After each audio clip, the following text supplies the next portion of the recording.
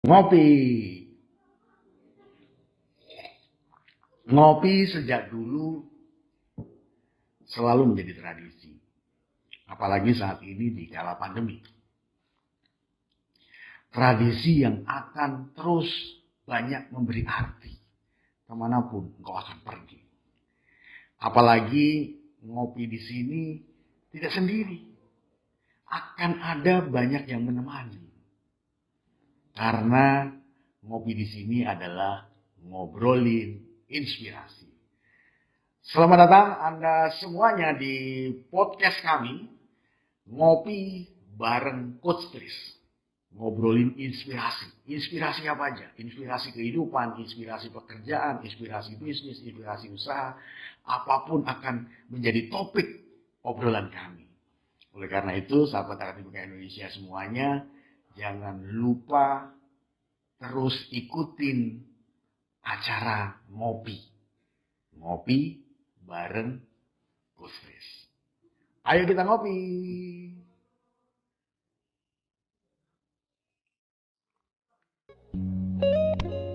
Apa kabar? Luar biasa, baik Coach. Akhirnya ketemu juga Iya nih. bener. Aku udah deg-degan tau nggak? Kenapa? Habis mau ketemu orang cantik. Aduh, bisa aja sih Bapak Orang nih. pinter. Kan orang cantik itu banyak. Ya, ya. Orang pinter juga banyak. Mm-mm. Tapi orang yang cantik yang pinter kan banyak. Yes. Iya. Thank you Coach. Kalau sekarang jadi branch manager nih. Iya Coach, alhamdulillah Coach. Gimana tuh ceritanya? Ceritanya tuh sebenarnya Kan panjang. waktu terakhir itu kan kita sama-sama di satu perahu yang itu. Iya betul. Yang betul. itu kan ya? Yang itu ya. Itu kan masih customer service ya? Iya benar-benar. Itu tahun berapa itu ya? Sebenarnya tuh bukan dari customer service Coach, aku mulainya. Oh gitu. Jadi mulainya itu aku dari teller dulu.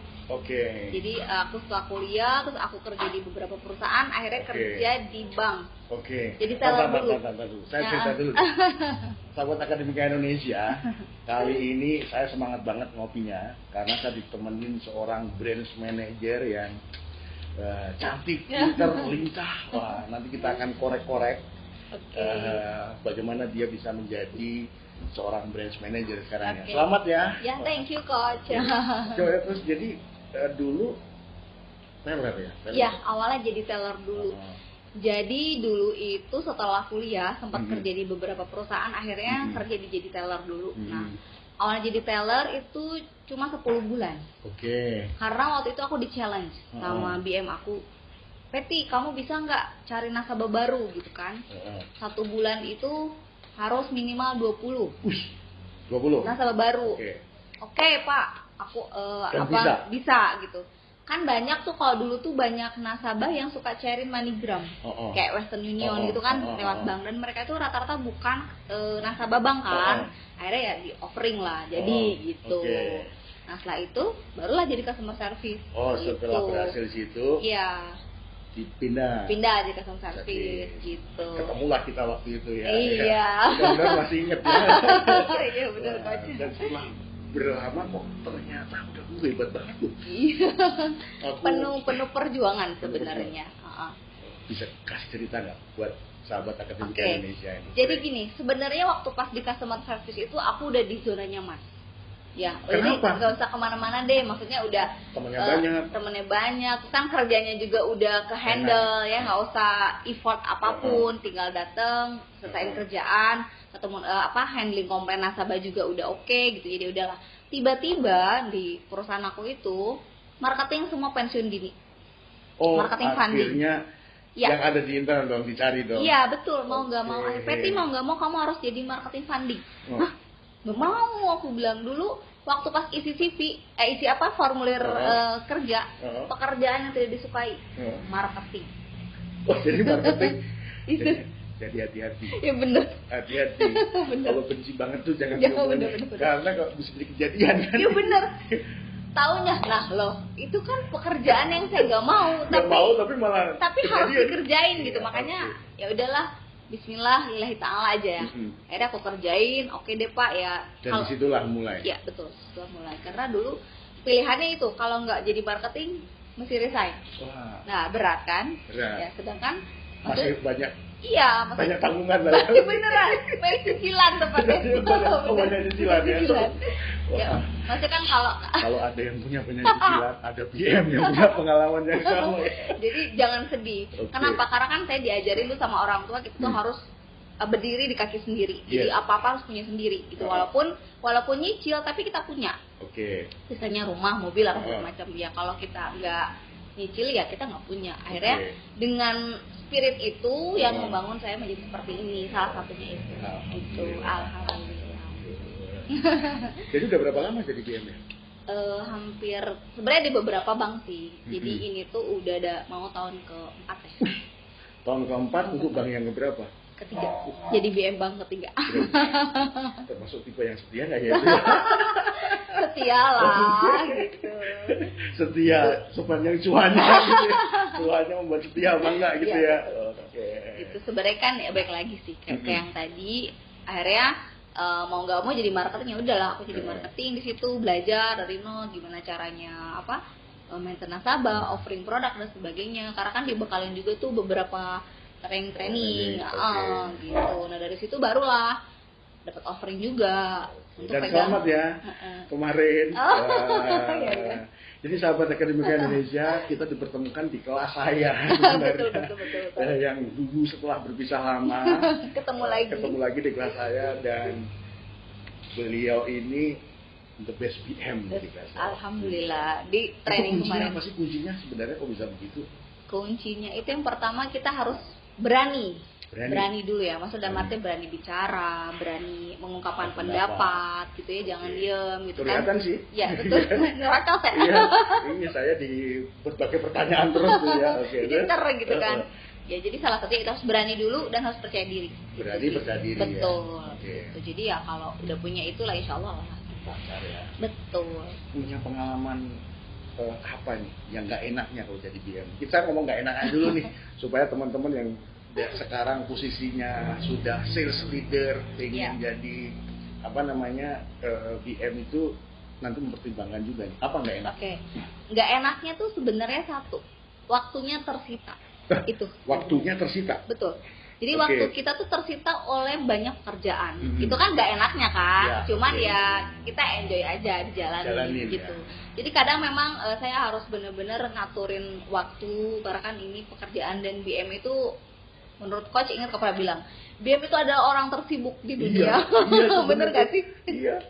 Jadi makanya saya selalu inget itu kalau di pelatihan yang BM itu, ini bener nih siap-siap pelatihan nih, karena kan Anda orang yang paling banyak yang menghubungin kan. Betul. Itu gimana ininya? Ya makanya kan ada manajemen waktu tadi. Jadi maksudnya kita diaturin gitu, mana sih yang lebih penting, yang lebih genting gitu, ada. Itu ada gunanya ya? Ada. Kuadran itu. Penting, mendesak, penting, tidak mendesak, tidak penting, mendesak, tidak penting, tidak mendesak. Iya, betul. Itu justru itu banyak ini ya, banyak manfaatnya ya. Betul. Kuadran waktu itu dulu tuh saya belajar itu waktu pas lagi training di bank sebelumnya tentang 7 Habits. Nah, salah satunya tuh ada itu. Iya. Oh ini gitu. Dong. Berarti cucunya Mbah Kofi juga. Iya, Stephen Kofi. Benar. Cucunya ya ini. Gitu. Sambil diminum dulu. Aduh. Sambil diminum dulu nih. Iya. Aku dingin ya. Es kopi, panas makin es kopi. Nah ini enak nih kopinya. Iya. Kopi Bri. Bri kopi ya. Bri kopi. Lagi dibikinin lagi. Nah, jadi itu gak enaknya. Ya, gak enaknya. Jadi pernah nggak paling yang gak enak banget tuh? Pernah. Jadi waktu itu ada kejadian anakku sakit kan. Ya. Anakku sakit di rumah sakit. Terus di sisi lain saya harus ketemu sama nasabah. Di sisi lain berapa sih? Kalau dulu kan kamu masih punya baru satu anak. Iya. Sekarang 3. Oh, 3. Berarti benar kata-kata orang ya. Apa tuh? Orang cantik itu anaknya 3. Bisa aja. Terus. Jadi setelah itu anakku sakit, yang kecil dirawat, terus di sisi lain aku ada janji sama nasabah tanda tangan satu project juga. Terus satu lagi mesti Zoom dengan atasan saya. Itu kan berbarengan, maksudnya bingung nih. Dalam berbarengan itu dirimu harus memilih yang mana? Betul, mana sih yang paling penting dan mendesak gitu. Ya betul. Solusinya apa waktu itu? Solusinya aku tanya dulu, pertama saya cek anakku dulu sama dokter, dok anakku gimana, bisa ditinggal apa gimana. Oke bu, udah alhamdulillah ada perkembangan jadi ibu bisa tinggal. Akhirnya aku udah tinggalin dulu anak saya. Itu tuh ada mama yang nemenin di situ, jadi aku tenang. Terus yang kedua, saya reschedule ke nasabah. Jadwal ke nasabah ya. Pak bisa nggak kita reschedule jadwalnya jadi jam sekian. Coba dia lihat schedule-nya dia, akhirnya bisa Bu Peti kita schedule, akhirnya di schedule. Jadi saya waktu itu ya pilih dengan Zoom meeting dengan bos saya, atasan saya. Itu gak enaknya. Ya, tapi banyak enaknya dong. Enaknya apa sih enaknya juga? Enaknya jadi BM itu apa enaknya yang jadi BM pertama, kita punya penghasilan sendiri. Dan yang pertama ya, terus yang kedua kita bisa memanage orang. Ya. Leadership ya, betul. Memanage banyak orang ya. Betul. Itu terus kita kan bisa. Kalau waktu jadi CS juga udah memanage banyak orang. Tapi beda. Beda. Kalau CS kan kita nggak bisa kasih instruksi. Ya enggak. Instruksinya ke diri sendiri ya. Betul. Instruksi ke diri sendiri. Kalau ini maksudnya instruksi dalam hal yang untuk pekerjaan ya, gitu kan. Jadi saya tuh ingin nge-influence orang gimana caranya biar lebih baik gitu, karena dengan bekal pengalaman saya di tempat sebelumnya. Gitu. Jadi udah banyak dong yang di kader, yang di. Alhamdulillah sih semenjak saya jadi BM saya beberapa ada promosi anak buah juga gitu, karena kita lihat orang itu kan bukan hanya dari sekedar achievement aja, kita perlu appreciate dia, kita perlu promote dia gitu kan. Kenapa? Karena buat tingkatin rasa percaya dirinya dia sama dia tuh berharga gitu lah. Jadi makanya kita harus apresiasi salah satunya dengan itu. Berapa tim sekarang? Tim aku tuh kalau total karyawan itu ada 24. 24. Nah, tim itu ada tim funding, ada tim haji juga sama tim operation. Gitu. Kalau kemarin tuh di kelas kan ada tuh yang skill wheel itu. Iya, betul. Itu metriknya dari 24 itu lebih banyak di mana? Lebih banyak di guidance. Sama motivation. Sama satu lagi ada yang udah challenge. Betul. Yang direct udah nggak ada ya? Direct yang baru aja, yang baru join jadi teller karena dia baru newcomer lah ya. Betul. Perlu di direct terus ya. Ini lumayan luar biasa. Ngomong-ngomong pandemi banyak berpengaruh nggak sih untuk jabatan posisi BM di lembaga keuangan saat ini? Kerasa nggak?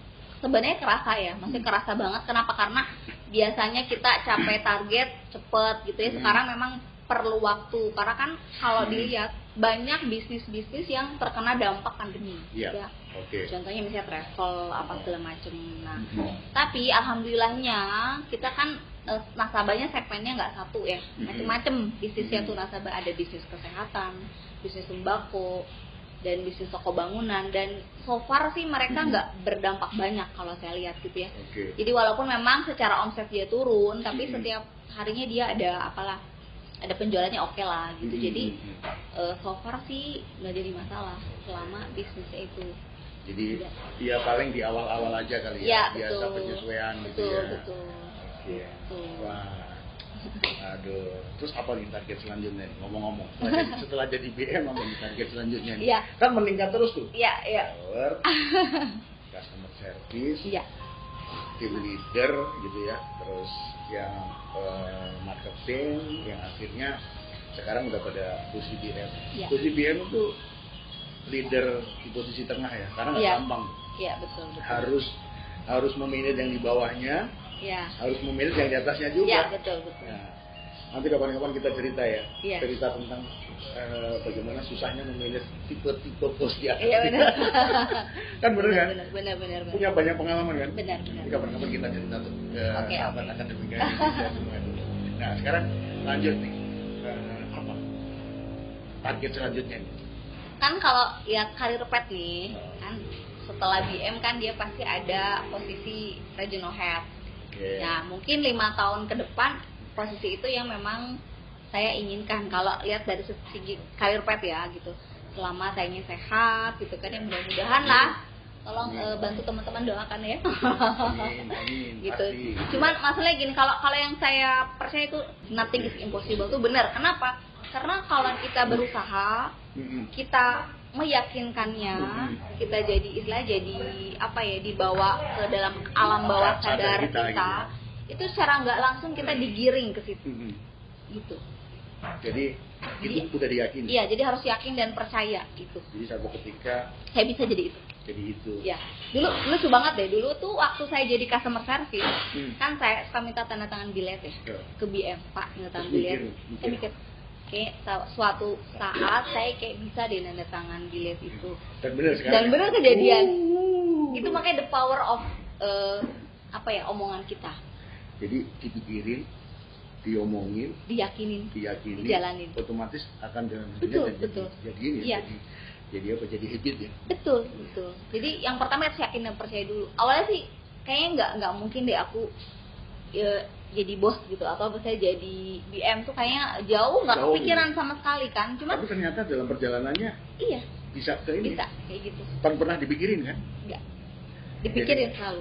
Jadi artinya sempat kepikiran ya. Sempat kepikiran cuman selewat doang. Okay. Tapi ya dalam hati saya yakin bisa. Nah, dengan pengalaman itu makanya akhirnya pengen jadi Korwil nih. Ya, regional head Korwil. Apa kepala divisi nih? Ya nanti setelahnya. Karir. Jadi kalau karir itu kalau menurut saya itu harus step by step.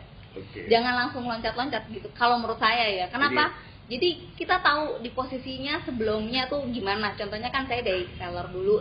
Seller tuh mesti gimana saya tahu. Saya bisa influence ke anak-anak seller tuh segini loh gitu kan. CS juga begitu. Dan sekarang pengalaman dulu bisa jadi cerita ya. Iya, kepada CS, kepada seller. Jadi leader itu kalau udah memahami secara keseluruhan apa yang menjadi tanggung jawabnya lebih enak ya. Iya, lebih enak, lebih tahu. Gitu. Jadi ngaturnya enak karena saya pernah loh di posisi ini gitu. Dulu waktu saya begini. Iya, gitu. Dan sekarang saya juga bisa kok begini. Iya. Kalian juga bisa. Jadi kita bisa kasih solusi. Ada permasalahannya ini, ada solusi yang gitu. Luar biasa. Coach. Ngajar suka nggak ngajar? Suka dong. Dulu itu saya ada pengalaman waktu kuliah. Nah, jadi zaman kuliah itu kan kayak ada ospek gitu kan. Yeah. Nah, saya tuh di situ jadi tim kayak suka ngajarin lah ke junior. Nah, terus kemudian di tempat sebelumnya juga pernah kasih beberapa jadi pembicara lah ya, misalnya how to be a customer yang excellent, misalnya customer service yang excellent gimana ya, pernah sih saya kasih sharing session gitu. Jadi seneng sih gitu. Dan itu memang bakat dari awal atau ketemunya di tengah perjalanan? Jadi sebenarnya sih dari kecil tuh ya, dari SD, SMP aku tuh orangnya doyan tampil. Doyan tampil ya? Jadi seneng gitu kalau tampil. Jadi kalau dari SD doyan tampil itu berpengaruh ya ketika kita punya posisi. Betul. Karena jadi pede, ya nggak, kita ketemu banyak orang pede aja, berani ngomong gitu kan. Karena kan modalnya orang, apalagi seorang pemimpin itu kita harus bicara, ya nggak. Communication skillnya ya betul. Ya makanya dari situ gitu. Nah dari situ kan dari SD, SMP, SMA, kuliah tuh saya suka jadi MC. Oh, pernah jadi MC? Pernah. Jadi MC di tingkat sekolahan gitu dulu sampai ke kuliah gitu. Nah, cuman waktu pas udah kerja kan kadang suka ada event tuh di tempat kerja saya sebelumnya. Nah, event itu pasti MC-nya saya gitu. Daripada dia bayar orang gitu ya. Udahlah ini anak buahnya aja diperdayakan. Jadi lebih dioptimalkan ya. Betul. Gitu. Ini tapi ngomong-ngomong Gak ganggu acara keluarga kan? Enggak.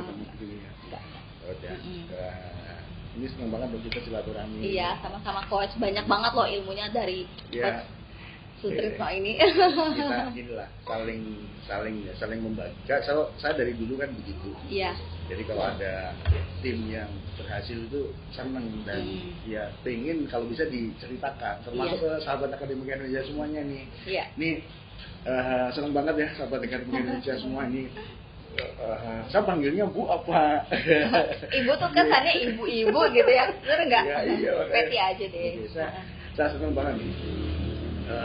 Bu Peti ini dulu berjuang dari seorang teller menjadi customer service, menjadi marketing, dan akhirnya sekarang dalam satu titik berhasil menjadi seorang branch manager di sebuah bank swasta. Nggak usah kita sebutin ya. Nanti biar teman-teman kalau pengen tahu di bank mana atau mau naruh dananya mana, nanti japri dulu, japri. Oke. Jadi setiap orang itu kan ini ada perjalanan naik. Mudah menyerah nggak sih dirimu Nah, itu? gitu. Jadi dari kecil memang saya tuh udah dididik sama orang tua saya tuh harus mandiri. Mandiri, oke. Apa-apa sendiri. Oke. Walaupun di rumah ada yang kerja, nggak boleh. Oke. Gitu. Jadi itu udah suatu jadi habit. Makanya setelah saya selesai kuliah, mamaku pesan, Peti, pokoknya kamu harus kerja. Kenapa? Karena kamu tidak bisa menggantungkan hidup sama siapapun. Kamu harus berdiri di atas kaki sendiri. Itu yang jadi udah terdoktrin. Itu yang apa namanya ada di kepala ini. Betul. Jadi udah terdoktrin lah ya. Makanya setelah saya kuliah saya cari kerja. Kerja untuk apa? Mendapatkan uang ya. Biar bisa menghidupi diri saya sendiri gitu. Pada saat itu sebelum menikah gitu. Nah dari situ akhirnya benar, karena kita tidak tahu apa yang akan terjadi. Misalnya kita punya suami, tiba-tiba suami kita diambil misalnya sama Allah ya, kita kan nggak tahu gimana, kita harus survive gitu. Nah makanya dari situ saya harus prepare semua. Nah maka itu yang jadi fighting spirit saya gitu. Saya harus bekerja buat apa, buat keluarga, walaupun memang ada yang dikorbankan, karena ya maksudnya keluarga saya, anak-anak saya memang nggak terperhatikan 100%, tapi kan kita ada weekend. Nah makanya di weekend itu quality time-nya mesti ditingkatkan. Kembali dalam manajemen waktu tadi. Betul, baik lagi ke metric management tadi. Luar biasa nih kopi kita. Iya. Siang hari ini. Ini terakhir nih, Beth. Apa tuh pesannya buat sahabat-sahabat BM yang ada di luar sana nih? Ini banyak sekali teman-teman BM yang menyaksikan kita loh, obrolan kita loh. Kira-kira apa nih? Di era digitalisasi, di era milenial sekarang ini itu apa sih pesannya? Dirimu membekali dirimu untuk menghadapi segala sesuatu yang berubah saat ini, apa kira-kira? Jadi kita tuh harus one step ahead ya, maksudnya punya inovasi-inovasi baru khususnya di era digitalisasi ini. Makanya kita sebagai branch manager harus memberikan solusi untuk nasabah yang lebih praktis gitu ya. Makanya nanti kan akan ada digital banking dan sebagainya, yang mudah-mudahan itu bisa semua ada metaverse kan. Jadi kita harus update gitu, harus jangan ketinggalan zaman lah gitu. Jadi menyesuaikan dengan kondisi. Betul, harus cepat beradaptasi dengan semua perubahan. Karena kalau kita nggak adaptasi ya udah kita ketinggalan. Gitu. Yes, terima kasih banyak waktunya nih sahabat Akademika Indonesia. Nanti kita kapan-kapan mau dong kalau ke teman-teman menyapa sahabat Akademika Indonesia lagi. Halo sahabat Akademika Indonesia. Jadi senang sekali kita sudah dapat sharing dari Bu Peti dalam ngopi kita di siang hari ini. Intinya kalau saya tarik tadi ya, bahwa hidup ini pasti akan selalu ada opportunity. Betul. Nah, tetapi untuk mendapatkan opportunity itu kita harus punya fighting spirit yang tinggi, apapun kondisinya. Dan kita juga harus mempersiapkan diri kita itu menjadi pribadi yang berbeda. Iya, betul. Contohnya berbeda tadi ya harus pede, harus berani ngomong, harus berani dan seterusnya. Itu hal-hal kecil yang sudah dibangun di dalam ini kita. Thank you Bu Peti, luar biasa. Terima kasih waktunya. Sukses ya semuanya ya. Bye. Kita ketemu di lain waktu. Siap.